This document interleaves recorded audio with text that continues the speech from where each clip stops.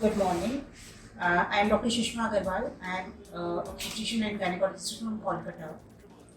Since I just do the clinical obstetrics part, I was totally interested in the ART techniques and the embryology techniques. And my good friend Dr. Manisha suggested me the name of this center, and she said, nowhere in India would you get such hands-on training as you get at Chennai Fertility Center.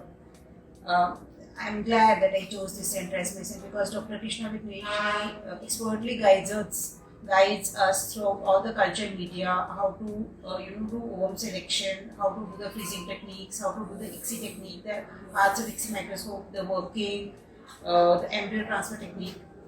And I'm thankful to Dr. Smisha that she taught me the correct way of ovum pickup in the OTs. And I'm very grateful and thankful to Dr. Thomas that he allowed us to do this training program. He's organized this training program and he's managing such a state-of-art hospital. The training is quite adequate for 2 weeks course. Thank you so much.